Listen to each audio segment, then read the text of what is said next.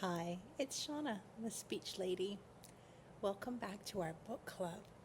And we're reading The Barren Grounds by David Robertson. And today I'm going to read chapter 2 of that book.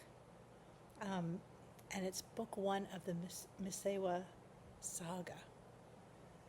And if you remember, in the first chapter, we were introduced to the main character. The main character's name was Morgan, and she is a foster child in a new house with her caregivers are James and Katie.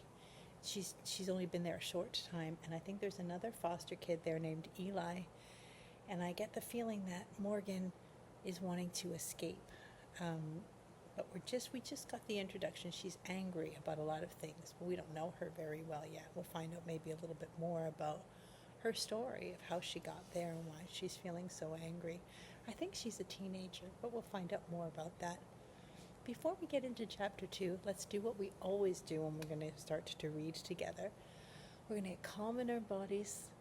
We're going to feel relaxed as best we can so that we can just settle in and hear the words and receive the story. So maybe you need to take a deep breath, and hold it. 1, 2, 3, 4, and let it out. Maybe you need to do that a few times. Maybe you're like me and you're a little bit chilly this morning. I feel fall in the air, so I've got a nice warm blanket that I'm going to put around myself to get cozy and relaxed. I have a cup of coffee today, but maybe you don't drink coffee. Maybe you want to go get a glass of water or some juice. Maybe you're a bit hungry and get a snack. Whatever you need to do to feel like you're ready to hear a story. And I will wait for you. Just pause the video, go do what you need to do, and come back. Maybe when I'm reading this chapter, you have to pause the video a few times, and that's fine. That's totally fine. You can listen to this again and again if you like. I'll wait for you. So, we ready to get started? Chapter 2 of The Barren Grounds by David Robertson. It was early November in Winnipeg. The air was crisp, and each blade of grass was coated in frost. Morgan cut across the lawn, and Eli followed. Morgan's the main character, remember? And Eli's the other kid that's a foster child that lives in the house. Her feet crunched against the ground, and it made her think of the blizzard all over again. She double-timed it to the sidewalk. Her breath escaped in puffs of smoke, which may as well have been coming out of her ears, but she couldn't tell whether she was mad at Katie and James or herself. She decided it was a combination of two, and she let out a loud grunt. "Why are you angry all the time?" Eli asked. Remember, Eli's a little bit younger than Morgan, eh? Morgan glared at him for a minute, and Eli recoiled, as if he'd been punched in the stomach. I think she had a fierce look in her eye at him. They kept marching towards school. Truthfully, she was kind of surprised that he'd said anything at all. She hadn't yet heard him string that many words together at a time. She tried to distract herself from her anger by observing the neighborhood, the endless run of 2-story houses, each almost identical to the one next to it. The 2 perfectly manicured boulevards that were more like putting greens if you'd find at a golf store. The absence of graffiti sprayed on the walls. There were white picket fences, basketball hoops attached to garages, and even some Christmas decorations. They passed a couple of people walking dogs, all some form of doodle, labradoodle, or golden. The people nodded and smiled at Morgan and Eli, but Morgan just looked away. So it sounds like in their foster home, it's like kind of a suburban neighborhood.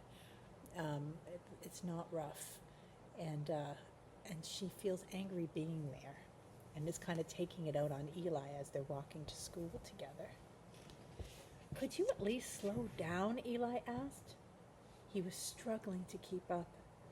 His drawing pad kept slipping from under his arm, and every time it did, it slowed him down further. Morgan breathed out deliberately and waited for him to catch up. "I'm not angry all the time. I'm angry now." You can't just say that," Morgan continued, cutting him off. "You can't ask, 'Why are you angry all the time?' when I'm just angry now.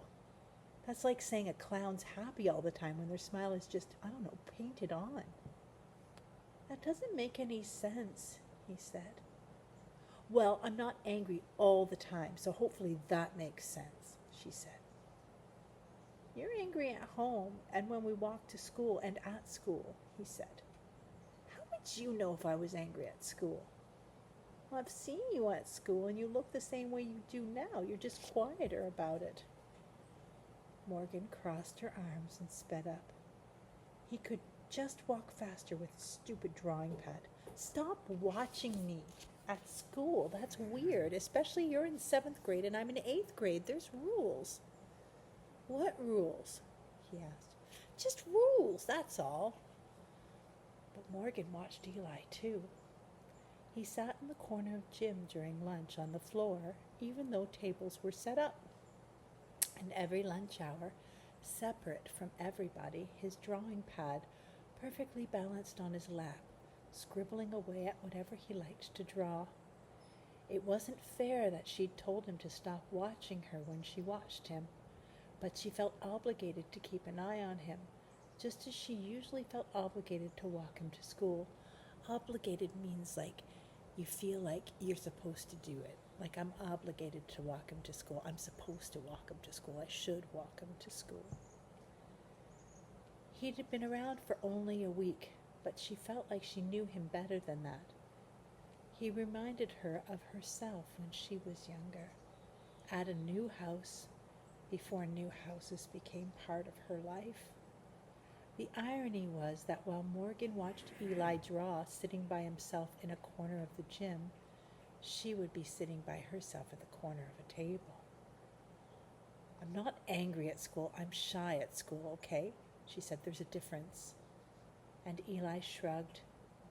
"Why are you shy at school then?" "Well, because I don't like talking to anybody, and I don't think anybody likes talking to me.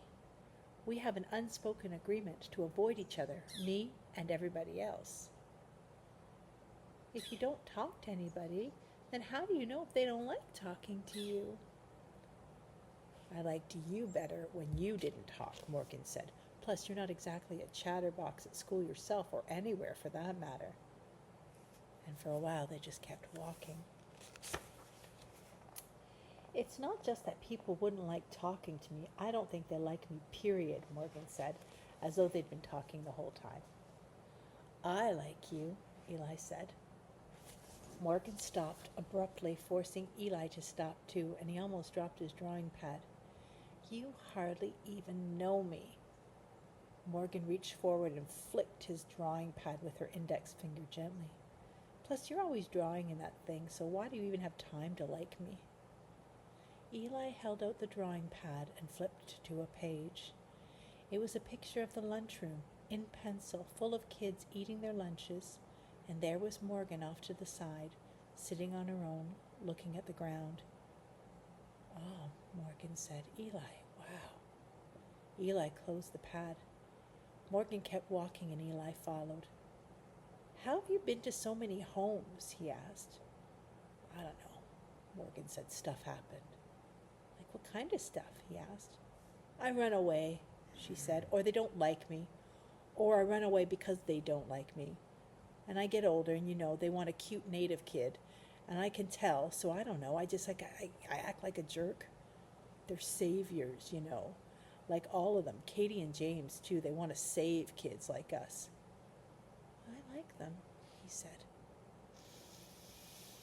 Morgan took a deep breath and then half smiled. "Yeah," she said under her breath, "I do too." The sun rose steadily over the 20-minute walk and melted the frost, making the boulevards and trees glitter. The neighborhood looked pretty, but Morgan always felt detached from it. Detached means removed from it, not part of it. No matter how high the sun rose, no matter how many times she walked the same route, and whether Eli was trailing behind her or not, it was one of several routes Morgan had taken to one of several schools, coming from one of several homes, and it was hard to think of what was different from one placement to another.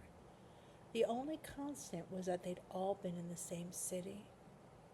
"This is your first home, right?" she asked. Eli looked forward, as though the glittering blades of grass had caught his attention, as though he wasn't ignoring her. And finally he nodded. "I don't remember much about my first," she said, "but I know what it felt like I was empty, and even though the house was full, it felt empty too. Does that make sense? I was like, 3. I was home," he said. Home, he shrugged. "And then I wasn't." "How did it happen?" she asked. "I don't want to talk about that," he said. The school was up ahead, a long, flat brick building set against the backdrop of a large field that, too, was shimmering in the early morning sun. "I was too young to remember," she said. "All I know is that my mom didn't want me." "How do you know that?" he asked. "Well, how could she?" As they got closer to the school, they were joined by a throng of students funneling into a wide concrete walk that led to the front doors. Morgan made herself thinner, avoiding both physical and eye contact.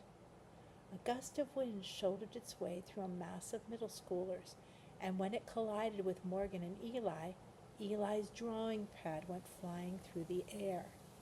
It danced in the wind until it landed on the street, where it was promptly run over by the 68 Grosvenor bus. "No!" Eli cried. Without looking, he turned to run after it, and Morgan grabbed his backpack and pulled him out of the way of an oncoming car. His drawing pad was run over again in the process, and the pages went flying. "You trying to get killed or something?" Morgan said. "Let me go." Morgan looked both ways, saw that the traffic was clear, and followed him into the street. They gathered the pages together and piled them into a messy, muddied stack of art. Eli slumped on the curb, and Morgan flipped through some of the pages. With the exception of that drawing of her, his illustrations is another word for pictures.